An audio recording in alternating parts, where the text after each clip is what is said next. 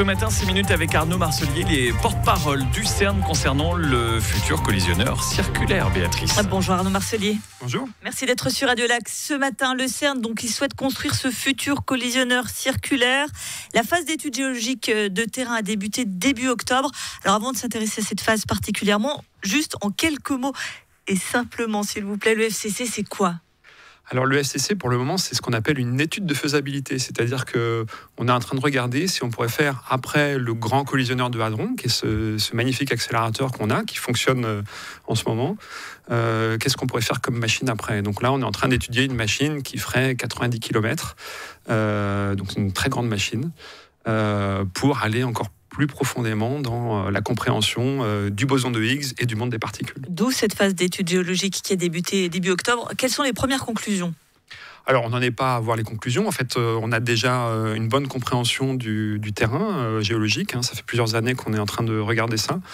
Mais pour confirmer certains aspects, pour avoir plus de détails, et puis pour vérifier certains aspects des sous-sols, la stabilité des sous-sols, aussi le positionnement de l'accélérateur, on est en train de faire un certain nombre d'études géologiques qui consistent à avoir des camions vibreurs qui permettent de cartographier le sous-sol, ou de faire à certains endroits ce qu'on appelle des carottages, c'est-à-dire de faire des trous un petit peu en profondeur pour voir la nature du sous-sol en termes de matériaux, pour être sûr que si on creuse un tunnel à cet endroit-là, on ne fera pas de bêtises. Alors vous l'évoquiez, ces fameux camions vibreurs, on se souvient quand les siégés les ont utilisés pour quand ils faisaient leurs examens de forage pour la géothermie, ça avait causé quelques tracas auprès de personnes qui avaient des maisons à l'époque. Est-ce que vous pouvez nous garantir que ces camions vibreurs, il n'y a pas de souci ?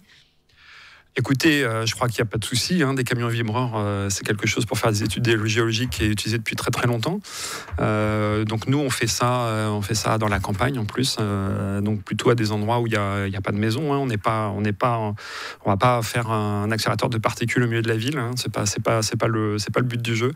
Donc voilà, la campagne est commencée. Jusqu'à présent, ça se passe bien. Le FCC, alors il sera pas en pleine ville, mais ce sera tout de même un tunnel circulaire de 91 km de long entre Genève, Haute-Savoie et Ain, 5 mètres de diamètre, entre 100 et 300 mètres sous terre. Tout ça, ça fait beaucoup de chiffres. Tout ça, ça fait très grand et ça fait un peu peur chez certains. Alors oui, il y a des préoccupations qui sont exprimées. Je pense que c'est normal d'y répondre. Donc voilà, c'est pour ça que je suis avec vous aujourd'hui.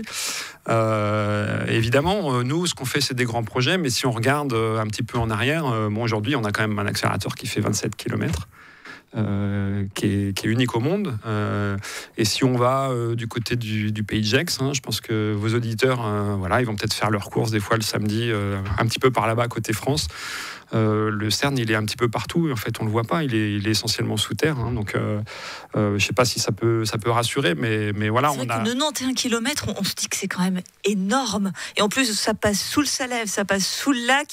Il y a maintenant des préoccupations écologiques qu'on a peut-être un peu moins à l'époque de la construction des LHC. Et c'est vrai qu'il y a ces craintes-là. Alors oui, il y a des craintes.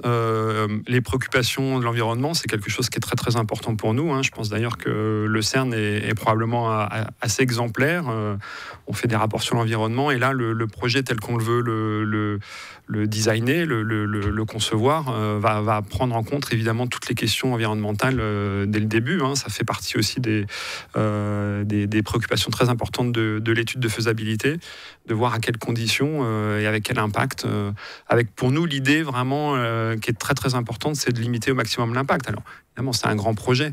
Un grand projet, ça fait un impact. Et un grand projet, c'est une grande responsabilité. Et donc, nous, on s'engage effectivement à travailler pour limiter l'impact au maximum. Il y a notamment des choses intéressantes qui se passent où on cherche ce qu'on a appelé des synergies, c'est-à-dire on sait, et c'est quelque chose qu'on fait maintenant, que nos machines génèrent un certain nombre un peu de chaleur, par exemple les expériences ou les accélérateurs.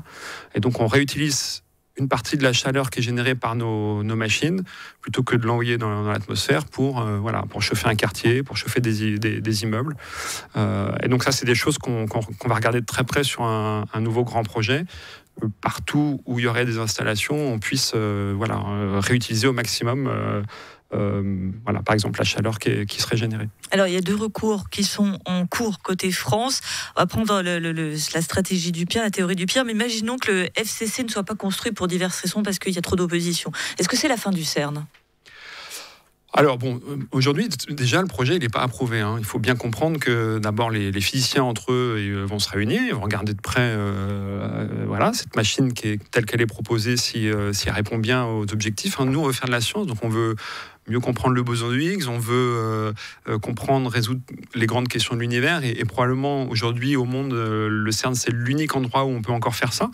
Donc faut pas l'oublier, et je pense que c'est important de le rappeler. Et voilà, le CERN, donc le FCC aujourd'hui, c'est a priori le projet qui paraît être le plus pertinent. Mais il y a d'autres projets, et donc les physiciens de toute façon ne manqueront pas d'avoir plein d'imagination pour étudier d'autres options possibles. Donc des options, il y en a toujours eu. Et vers l'infini et au-delà, comme dit un certain anime très connu. Merci beaucoup Arnaud Marcelier, porte-parole du CERN, d'avoir été sur Radio Lac ce matin. Merci.